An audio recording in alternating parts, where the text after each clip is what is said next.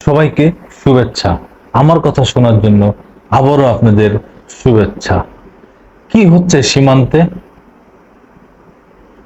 চোরাকারবারিরা মাল নিয়ে দৌড়চ্ছে, পিছনে বিজিবি দৌড়চ্ছে টুকটুক টুকটুক করে, সেই ইঁদুর আর বিড়ালের খেলার মতো।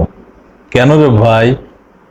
সীমান্তে চোরাকারবারি হচ্ছে, আর আপনারা কি করতেছেন রে ভাই? ওদের পিছনে টুকটুক টুকটুক করে দৌড়চ্ছেন, আর ওরা দৌড়চ্ছে সে কি বলে ঘোড়ার গতিতে, আর আপনারা টুকটুক টুকটুক করে দৌড়চ্ছেন। জানে আপনাদেরও ভয় আছে, তাদের তো ভয় নেই। কিন্তু ভাই, দায়িত্বটা তো আপনাদের, সীমান্ত রক্ষার দায়িত্ব আপনাদের। আর আপনারা এইভাবে যদি খরগোশের মতো দৌড়ন, তাহলে আপনারা সীমান্ত রক্ষা করবেন কি করে? এই চোরা কারবারিদের ধরবেন কি করে? আপনারা গাছের নিচে পালিয়ে আছেন, হ্যাঁ, তারপরে জঙ্গলের ভিতরে পালিয়ে আছেন চোরা কারবারি ধরার জন্য। কিরে ভাই, চোরা কারবারি এইভাবে কোনোদিন ধরেছেন আপনারা? কিভাবে ধরেন আপনারা? আমি তো বুঝতেছি না। আর এইভাবে যে সারা রাত বসে থাকেন, মশার কামড় খান, তারপরেও তো সকাল হইলে একটা চোরা কারবারি ধরে দেখাতে পারেন না। শুধু দেখাই যান আপনাদের ক্যামেরায়। এই সাংবাদিক ভাই কত কষ্ট করে আপনাদের সাথে থেকে যে ভিডিওগুলো করলো, কই এর ভিতরেও তো আপনারা একটা চোরা কারবারি ধরতে পারেন নাই। তাহলে যেখানে ক্যামেরা রয়েছে, ক্যামেরার সামনে আপনারা চোরা কারবারি ধরতে পারেন না, তাহলে ক্যামেরার বাইরে কি হচ্ছে?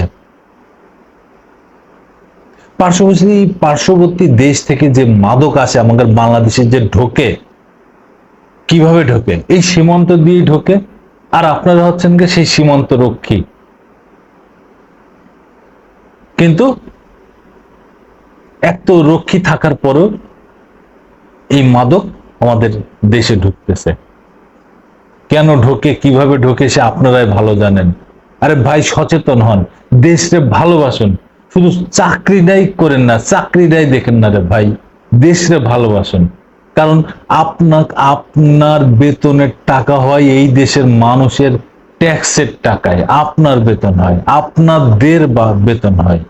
আপনারা আইন শৃঙ্খলা বাহিনী, আপনারা সীমান্ত রক্ষী বাহিনী, সীমান্ত বসে আছেন অতন্ত্র প্রহরী হিসাবে, সজাগ হিসাবে, যেন এই দেশে কোনো রকম কোনো কিছু যেন আসতে না পারে, কোনো দুর্নীতি যেন ঢুকতে না পারে, কোনো মাদক দ্রব্য যেন ঢুকতে না পারে, অবৈধ পথে যেন কেউ ঢুকতে না পারে।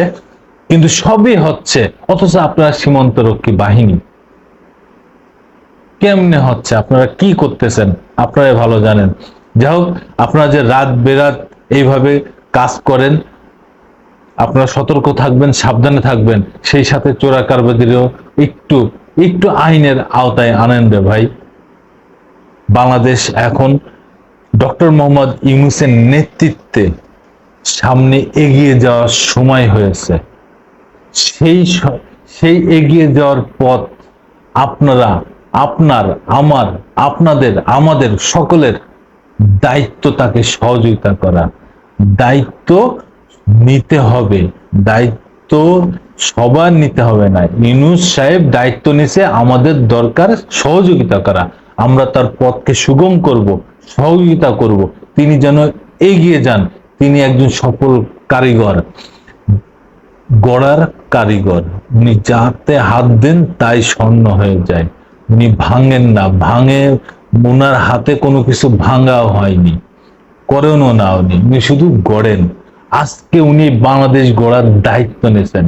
আমরা সবাই তাকে সহযোগিতা করব, তার পাশে থাকব, এবং তার পথ চলাকে মসৃণ করব, যেন সে এগিয়ে যেতে পারে, সারা বিশ্বের দরবারে যেন সে মাথা উঁচু করে থাকতে পারে। আমাদের বাংলাদেশকে সে যেন বিশ্বের দরবারে একদম মাথা উঁচু করে যেন দাঁড়িয়ে রাখতে পারে, সেইভাবে আমরা তাকে সহযোগিতা করব। 2024 সালের 5ই আগস্ট যখন বাংলাদেশ নতুন করে স্বাধীন হয়, সেই সময় ইউনূস সাহেব ক্ষমতা হাতে নিয়েই শপথ বাক্য পাঠ করেই একটা কথা বলেছেন, আজকে যেই আত্মত্যাগ ছাত্র জনতা আন্দোলনের মাধ্যমে করেছে, এই ত্যাগের শান্তি উনি বাংলাদেশের প্রতিটা ঘরে ঘরে পৌঁছাই দিবেন, এই ওয়াদা তিনি করেছেন। এবং বাংলাদেশের সংবিধানের শপথ নিয়ে উনি বাংলাদেশের প্রধান উপদেষ্টা হয়েছেন। তাকে আমরা সবাই সহযোগিতা করব এবং আইন শৃঙ্খলা বাহিনী যারা আছেন তারা সবাই তাকে সহযোগিতা করবেন, তার পথ চলাকে যেন সহজ হয়, মসৃণ হয়, সেই দিকে সবাই খেয়াল রাখবেন। আবার আসবো আমি প্রিন্স নতুন কোনো কথা নিয়ে, নতুন কোনো কাহিনী নিয়ে। সবাইকে শুভেচ্ছা।